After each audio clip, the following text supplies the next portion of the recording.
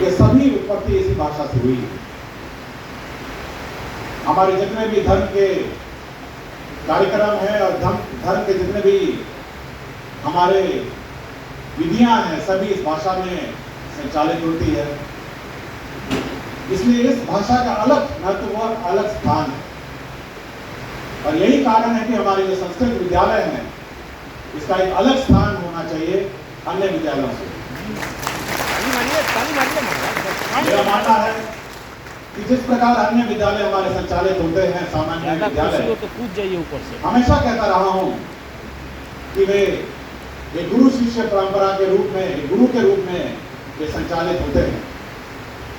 लेकिन जब संस्कृत की बात आती है, संस्कृत विद्यालयों की बात आती है, इनका संचालन उन सभी विद्यालयों से अलग है और सभी विद्यालयों से भिन्न है।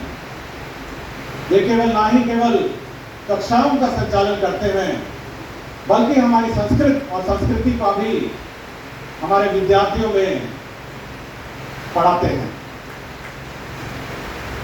मुझे आज जरूर हमारे शिक्षक वर्गों ने विभिन्न समस्याओं से अवगत कराया है, और इससे पहले हमारे यहाँ अध्यक्ष जी अनेक बार मुझसे मिले हैं और संस्कृत विद्यालयों के विकास के बारे में उन्होंने बहुत चर्चाएं की हैं।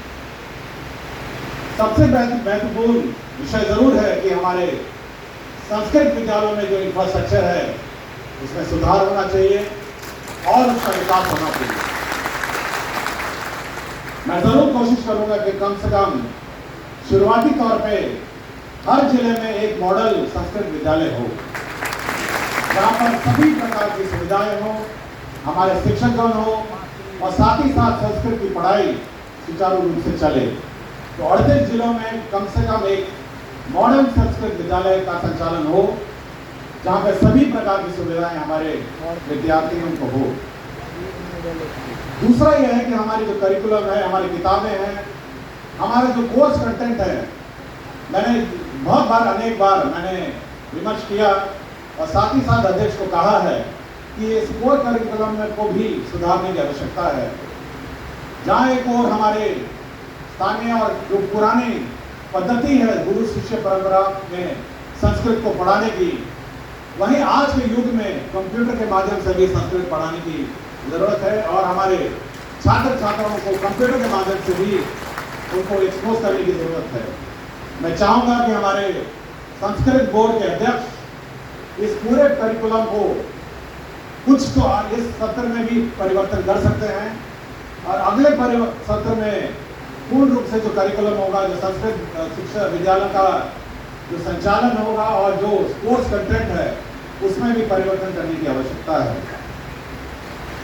हम चाहते हैं कि हमारे विद्यार्थी जो हैं इन विद्यालयों की ओर आकर्षित हो।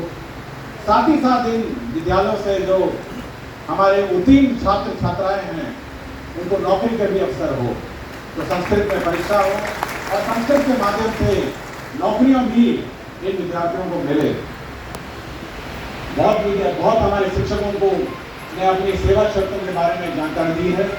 मैं समीक्षा करूंगा, क्योंकि ये सभी अनुदानित विद्यालय हैं और प्रबंध समिति के माध्यम से चलते हैं।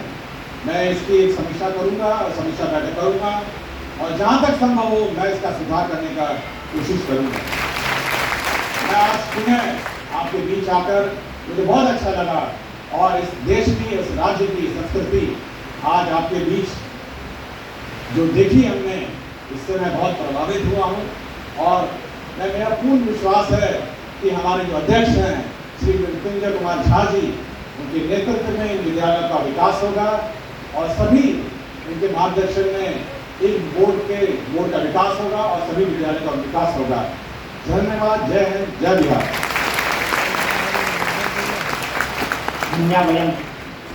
निश्चित रूप से आपके दिशा निर्देश में बिहार संस्कृत शिक्षा बोर्ड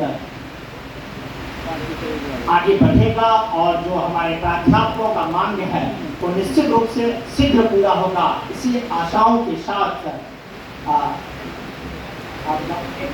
माननीय अध्यक्ष महोदय से निवेदन